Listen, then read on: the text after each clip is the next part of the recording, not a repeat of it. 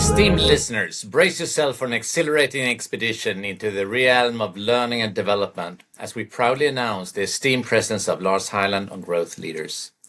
Currently serving as the Managing Director for EMEA and Chief Learning Officer at Totara. Totara Learning Management System, LMS, is today one of the leading learning platforms used by the biggest brand to upskill staff, increase productivity, and meet unexpected challenges head-on. Working together with leading content suppliers as Short Learning Solutions to provide leadership development training on a global scale. Lars brings with him a wealth of expertise and a sterling reputation for driving innovation in the industry. Through his strategic vision and collaborative efforts, Lars has played a pivotal role in shaping the landscape of organizational learning and development.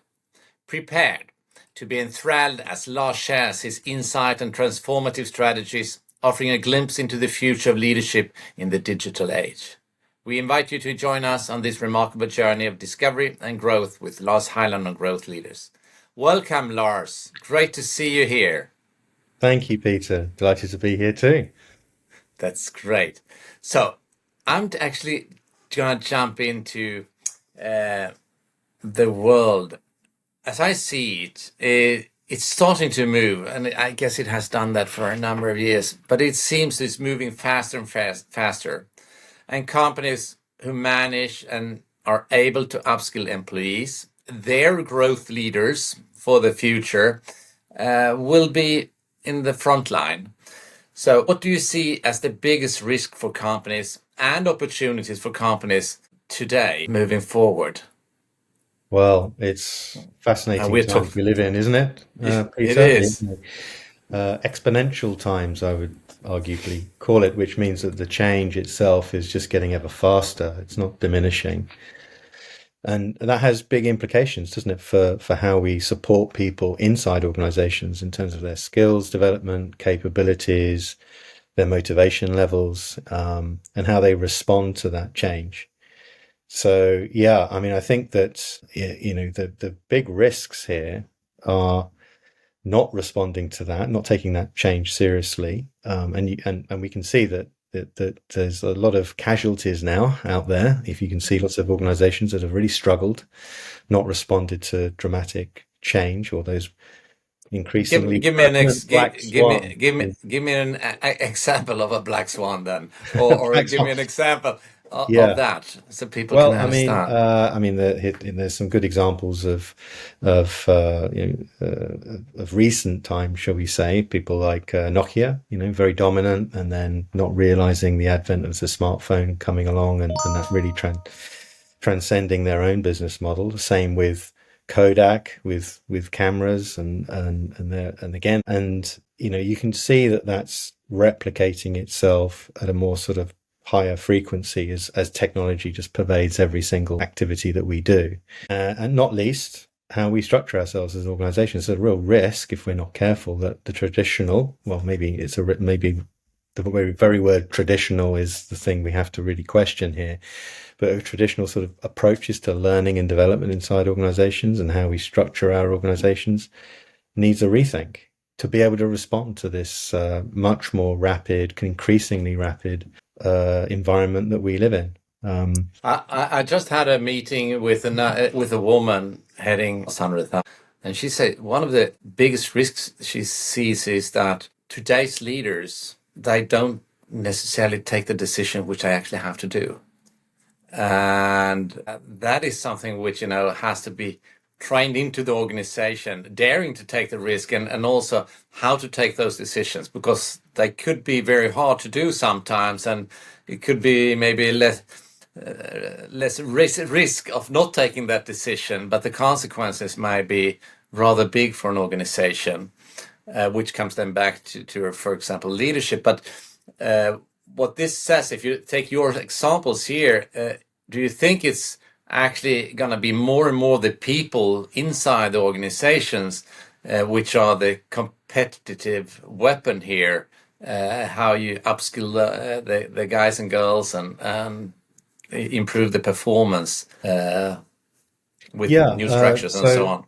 Yeah, well, look, I mean, if you look at the broader influences in the world right now, technology is clearly a a critical one. It's influencing everything, our everyday existence. It's affecting governments, economics, the way in which we're running our organizations, and the very structure of them. So you can't ignore the fact that there's technology there, but an organization is only an organization because it sort of contains people. However, maybe that number will change and shift, but the skills mix clearly will change and evolve and keep evolving. And I think that's the challenge that we have, is that the learning cycle is accelerating. We just have to continue learning new ways in which to harness what are technology driven. And if we could look at the L&D experience in a little bit more detail, and you can see that right now, with the advent of lots of evolution in generative technologies to help automate or create content, and also to help influence how you run and analyze data, there's a tremendous opportunity there to get better insights and to sort of really target learning in a much more personalized way to individuals. But really, there's also a big risk attached to that too, right? If we stick to the more accepted norms to how we go about delivering learning and training in large organizations, at least, there's still a lot of traditional training approaches there where it's about content consumption, it's about training in classrooms, and it's not. And let's stop there, because that's one. If you look back, say 20 years or 15, 25, I mean, if you look at the few phases, 2, 3, 4, whatever you see, how has the learning moved? Okay, this around 2000 plus, and then 2010 and 2020 plus, where we're now. What different phases do you see, and where are we heading? Is that something you can translate in your mind? Well, yeah. I mean, I've been involved with learning and development since I guess the early 90s, and not just that, the application of learning, or application of technology to learning. So the technology experience has dramatically changed over that period. And yet you could argue that the learning design that's applied and our application of what we now understand influences learning outcomes and the learning experience, and what makes an effective learning experience that builds skills, success. That side of things hasn't evolved as quickly as I would have expected, actually, over that period, having really tried hard to have an influence there. But I think you could argue back in the early 90s, technology hadn't really had its impact into organizations in that sense, but was beginning to. PowerPoints and classroom.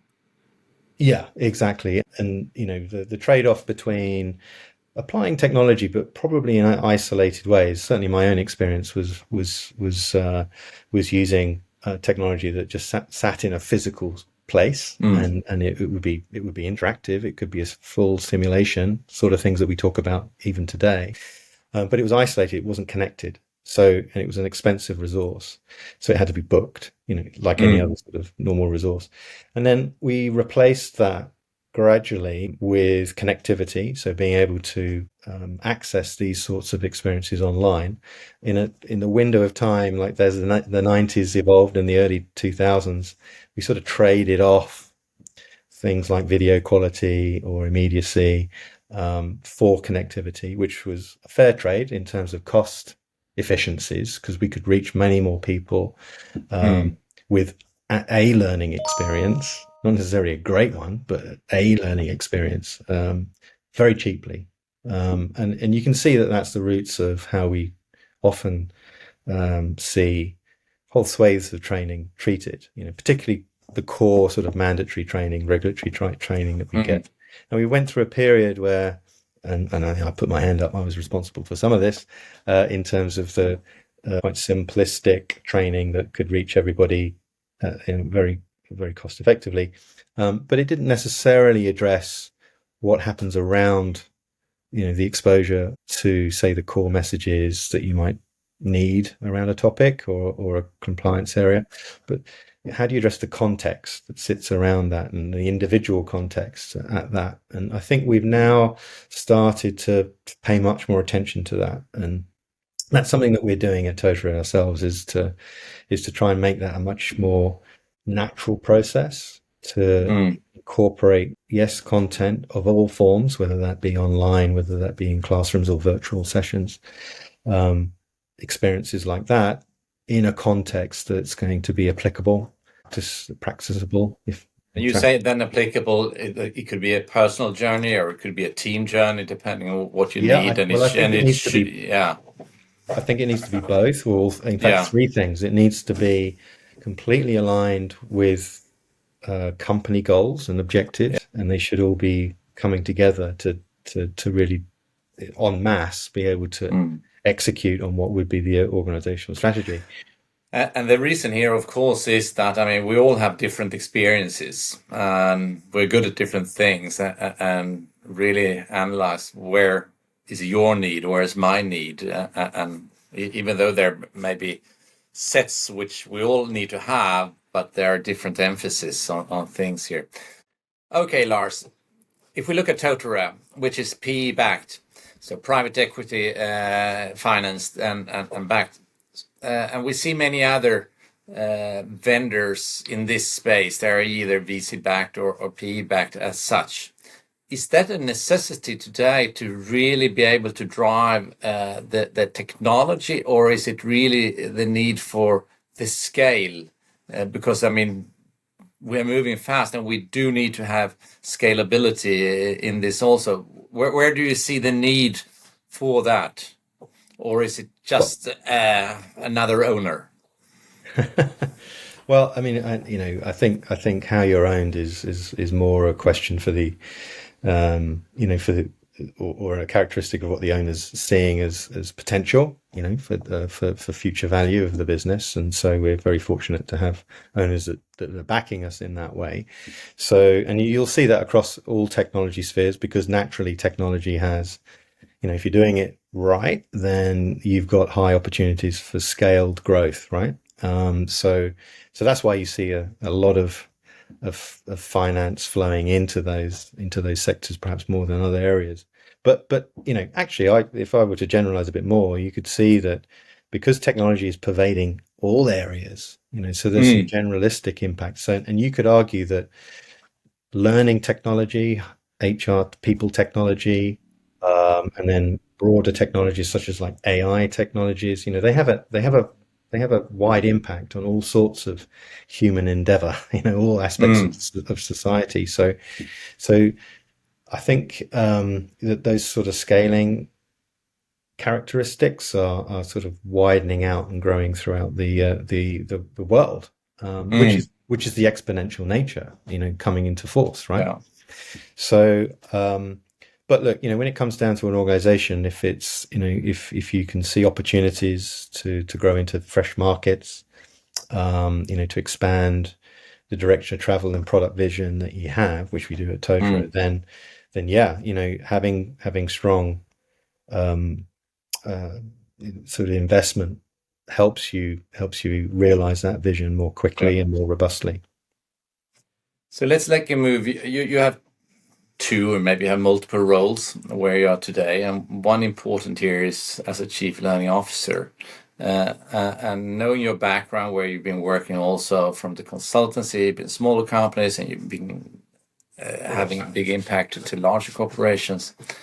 So what principles do you bring with you as a CLO, both in Totara, but also if you put yourself, what guidance do you give to other companies?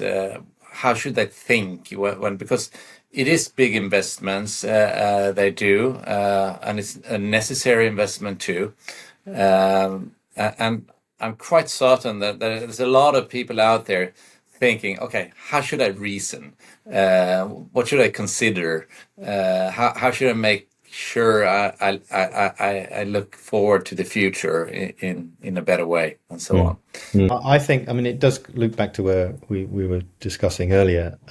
How do we respond to change, and how do we Mm, help our people respond to change and the uncertainties that can bring, and create cultures where we're comfortable, or as comfortable as we can be with that type of change, and can respond positively to it. And so to do that, though, you then look at the structure of organizations as they are, and there's some brittle aspects to it, i.e. it's quite easy to see how it breaks when faced with that type of change. So organizations that are serving several thousand up audiences will have HR functions, and those HR functions will have different teams in them, and they need to be much more coordinated in their and aligned in their activities. And if you actually do look inside most organizations, they're not really structured well to achieve that. So when I have the opportunity to sit down with chief people officers or chief learning officers inside large organizations, then I'll be pointing that out. And one little anecdote you can sort of use, which I get furious nods to often, is, what's your inbox look like? So if you look at your email and the notifications that you will receive from your own organization, little the ones that come externally, but just look at the ones internally. And inside significant organizations, there's typically a lot of confusion and stepping over each other for your attention because things aren't well aligned. So, for example, you might well have a number of calls on your time to complete your mandatory training. You may also have some surveys to complete. You may also have, your team departmental area have some initiatives, and they're asking you to do some things. Plus, also leadership comes and parachutes in over the top and asks you to do a whole bunch of other things, and they're not necessarily well aligned. So the risk here is that we're the one thing that you're training your people on isn't on the things that you think. It's actually you're training them to ignore all of these notifications, and therefore you're creating a problem. You're not really solving the problem. So it needs a more considered approach where there is alignment, and that means that these, you'll always have notifications. They're useful if they're well structured and well aligned, and to remove the noise factor, increase the signal to noise ratio is one way of putting it. And that needs to be more personalized to the individual circumstance. So we'll always have these initiatives and there'll always be these mechanisms, but we can be much smarter about how that is organized and how that is experienced to actually get and achieve the behaviors that you're looking for. But that sounds that several companies needs actually to work with a very clear road path to actually what direction they're going, and really align that to the corporate, the executive management coming into play here, that this is a critical success factor for us. But how do you see they should do this? What milestones should they put up there? Well, to achieve that alignment, or to uncover these challenges, shall we say, and confront them. Well, I think one of those things is to take stock and do an audit, essentially, of what is going out. And it's not hard to do that necessarily if you can look over the shoulder of what people are receiving in their inboxes, and also listen to what they're saying, and observe and try and get some truth as to what they're doing or not doing, as the case may be. And then also closer to home in terms of the HR function or the people function, is to look at the teams and how are they cooperating, or are they operating in their own silos? That's something that can be addressed. The other aspect is the tools and infrastructure that you have inside the business. How joined up are they? And they can be from lots of different sources. And if they are well integrated, then you can achieve, alignment that way. You can also do that by simplification of that infrastructure and that technology stack. That's something that, at Totara we're trying to offer as an option, is to bring that the learning infrastructure, the performance and feedback infrastructure, and the sort of collaborative or focused collaborative spaces together, so that it makes it easier to achieve that alignment in that sphere. So where you're looking for, where you've got change program, And inside a change program, you've obviously got training and you've got learning opportunities, and you need to practice and put these things into performance, some performance outcomes. Then in that area alone, if you can coordinate the activities of several HR sort of areas to support and build that type of experience that people can work through, it's far more likely to be successful. It's far more likely to achieve the outcomes that we're all really looking for. And that comes into also, as you mentioned here, the simplification. Because what I have experienced is that when you have everything on a departmental level, it can be highly sophisticated by department. But if that supports the overall vision or mission or objective, that's not sure. So sometimes you have to scale off those things in order to get the higher on a higher level. So I think the simplification is key here. Not losing out too much, but sometimes it becomes too complicated all over. Well, I think there's a difference between. You've got to be careful here, that we don't oversimplify, so in the sense that the organizations are complex beasts, and they are only getting more complex. But what we need is better ways to manage that complexity, smarter ways to manage that complexity, and understand the complexities of what's going on around them, and how they can, leverage that to the benefit of their team and also the organization as a whole. And if we move one step aside, here is Lars outside being a CLO and managing director for EMEA. Who are you as a private person? What's your interest? What drives you? Where's your thoughts when you're not working?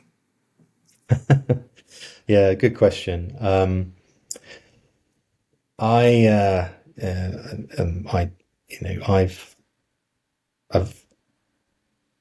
a family man. I've got two now grown up children. Can't call them children anymore. Yeah, they're young adults working, and it's been a pleasure sort of alongside my wife, to be able to sort of to help them come into the world and also find their own ways of exploring what they're doing. That's a big part of my my life. But also, I've got, as you mentioned before, a healthy interest in music and arts in general. But my area has historically, probably true to use the word historically, in my youth, music has been a big part of it, and that actually introduced me into this whole world of multimedia, helping and assisting musicians actually to get their hands on technology and to make the most of it in a creative fashion. So that sort of brought me into this space of what was originally called multimedia, hypermedia.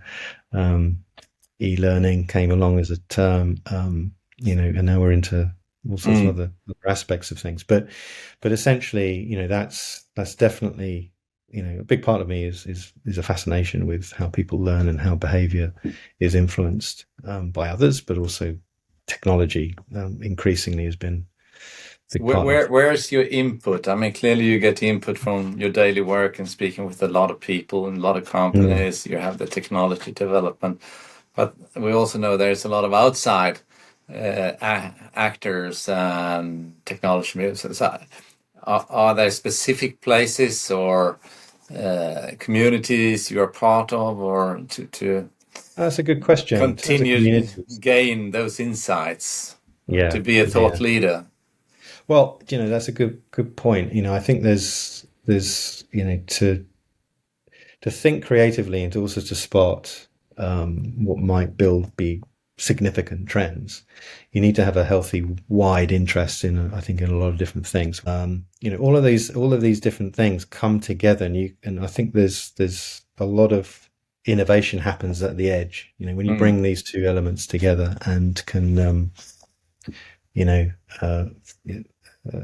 explore how, one field's way of looking at things and applying that to another. I've found a lot of fruit in that, in that endeavor, particularly with Ellen. Like, if we bring it back to the day job, then it's L&D, the world of learning and development. Because when you think about it, advertising, marketing, particularly advertising, is about influencing behavior, right? So is learning and development. It's about influencing behavior. Okay. I'm naturally interested in deep diving into the research which often doesn't necessarily come to the surface because of bringing that to people's attention, because unfortunately, as we say, all those notifications, all of that attention grabbing in the day job, prevents a lot of that, and that's a real risk, I think. And that's an important, input into your own thought process if you are a leader. So there's a lot of young guys, girls, sometimes older ones, who are becoming leaders and are on their leadership journey. What advice would you like to give to those entering and maybe are into the journey right now to be successful and not at least being good and great leaders for their employees? Yeah, that's a good question. I think being mindful of how you spend your time, and that and being mindful about how you listen to others, and particularly if you find yourself managing others, then it's important to be collaborative, assistive, but also give clear direction where you can. I mean, in the circumstances, just the world we're in is, it's very difficult to give consistent direction because things shift all the time. And so my advice centers around trying to find ways to be comfortable with change, and know where start to spot the signs where it's appropriate to sort of challenge and appropriate to roll with certain changes to allow you to have the most positive impact. The